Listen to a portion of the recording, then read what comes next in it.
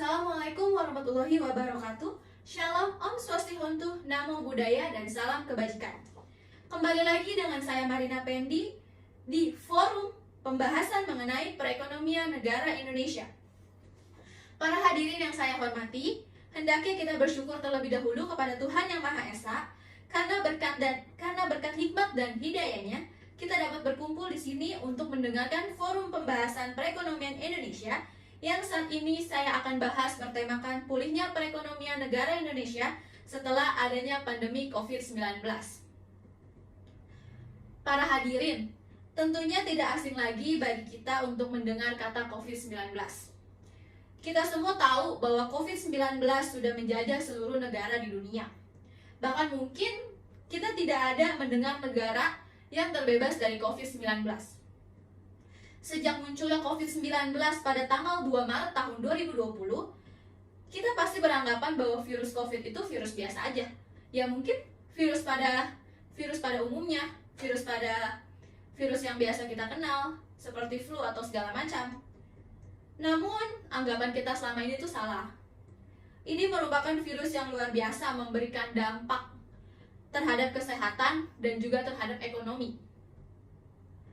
Pada saat yang bersamaan, Badan Kesehatan Dunia atau WHO menetapkan pandemi COVID-19 ini sebagai pandemi akibat penyebarannya yang bereksponensial secara global. Tidak terasa, sudah 2 tahun, kurang lebih 2 tahun kita hidup berdampingan dengan COVID-19. COVID-19 ini tentu sempat membuat seluruh warga negara, bahkan saya sendiri, takut dan khawatir terjangkit COVID-19 ini. Badan Kesehatan Dunia atau WHO menetapkan sudah lebih dari 6 juta kasus positif COVID-19 dan 157.000 korban jiwa akibat COVID-19 di Indonesia.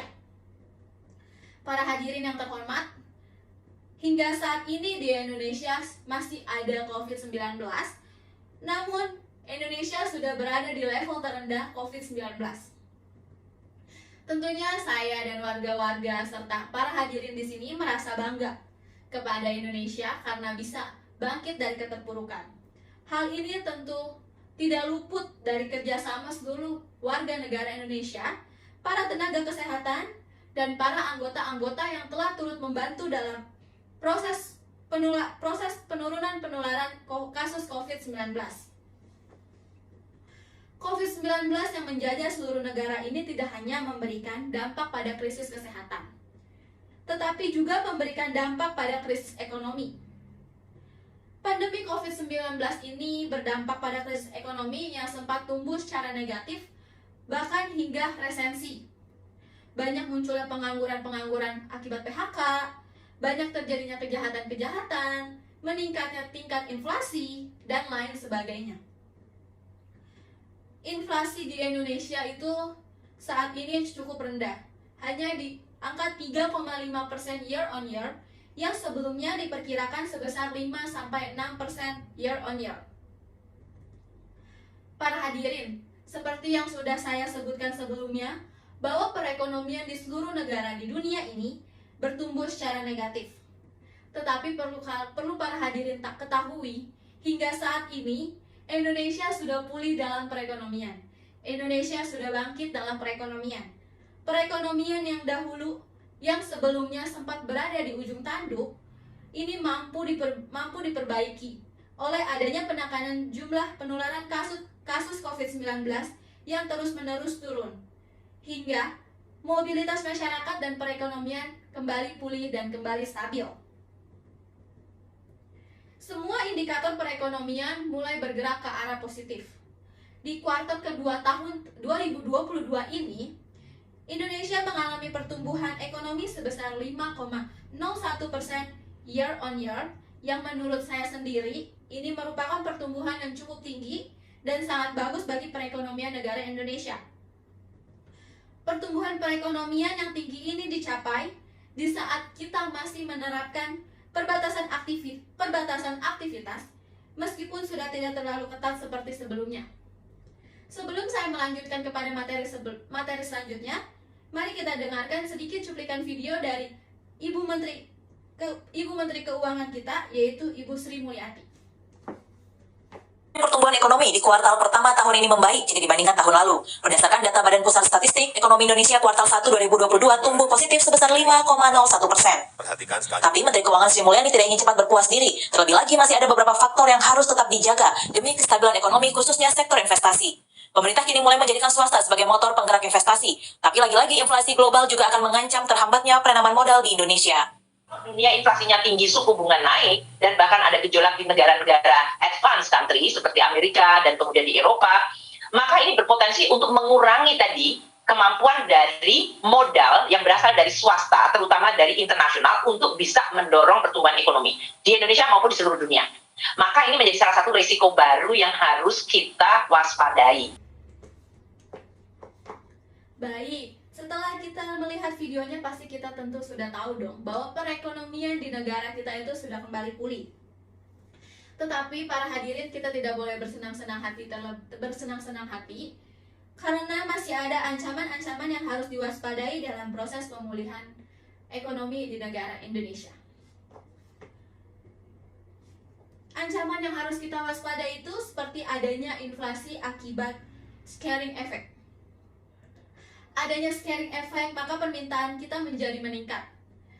Namun dunia usaha harus membutuhkan waktu yang lebih untuk menyiapkan kapasitas produksi yang kembali seperti sebelum awal pandemi. Scaring effect ini menyebabkan peningkatan harga dan juga menyebabkan meningkatnya inflasi. Ini yang harus kita tangani, bagaimana supaya tingkatan harga tidak menjadi terlalu tinggi dan recovery yang sedang kita lakukan tidak terhambat. Selain terjadinya inflasi karena scaring effect, yang perlu diwaspadai dalam proses pemulihan adalah tiba-tibanya terjadi gejolak geopolitik. Dengan adanya perang Rusia dan Ukraina yang belum lama terjadi, hal ini juga dapat mempengaruhi perekonomian negara. Tensi geopolitik ini juga berpengaruh pada inflasi, sehingga mempengaruhi pemulihan ekonomi dunia, termasuk pemulihan ekonomi di Indonesia sendiri. Akibatnya apa sih? Akibatnya pertumbuhan ekonomi pada tahun 2022 akan terganggu dengan adanya gejolak global ini. IMF pun mengoreksi proyeksi pertumbuhan ekonomi dunia yang sebelumnya 4,4% diturunkan menjadi 3,6%. Selain itu, IMF juga memprediksi kenaikan inflasi di dunia pada tahun 2022 ini, yang sebelumnya berada di kisaran 3,9%, naik menjadi 5,7%. Hal ini turut mempengaruhi proyeksi inflasi di negara-negara berkembang, termasuk di negara Indonesia, yang diproyeksikan juga akan mengalami kenaikan inflasi. Wakil Ketua Menteri Keuangan menyebutkan, geopolitik dunia ini tidak bisa kita lepas. Namun, geopolitik dunia ini bisa kita siasati. Bagaimana sih cara menyiasati? Geopolitik dunia ini dapat kita siasati, yang tentunya akan menjadi pekerjaan rumah para pemerintah secara ekonomi makro. Dan kita dapat menggunakan APBN untuk menangani hal-hal tersebut. APBN akan menangani pemulihan ekonomi kita, dan pada saat yang bersamaan, APBN harus fleksibel dan menempatkan dirinya sebagai shock absorber dari apa yang terjadi di seluruh perekonomian dunia ini. Para hadirin yang saya hormati, dari seluruh materi yang sudah saya jelaskan, saya dapat simpulkan dari forum mengenai pulihnya perekonomian negara di Indonesia adalah Indonesia, negara kita, sudah berada di level tinggi dalam pertumbuhan ekonomi. Dengan hal ini, maka dapat disimpulkan Indonesia sudah kembali pulih dalam perekonomian. Indonesia mampu bangkit dari keterpurukan yang disebabkan oleh COVID-19. Kita sebagai warga negara harus bisa ikut serta dalam membangun negara kita dan ikut serta dalam membangun perekonomian negara Indonesia. Kita harus bisa mengurangi ancaman-ancaman yang dapat mempengaruhi pertumbuhan perekonomian negara kita. Sekian forum pembahasan mengenai pulihnya perekonomian Indonesia yang sempat turun drastis namun sekarang sudah pulih. Saya ucapkan terima kasih dan mohon maaf jika ada kesalahan dalam pengucapan kata. Assalamualaikum warahmatullahi wabarakatuh. Shalom, Om Swastiastu, Namo Buddhaya, dan salam kebajikan. Terima kasih.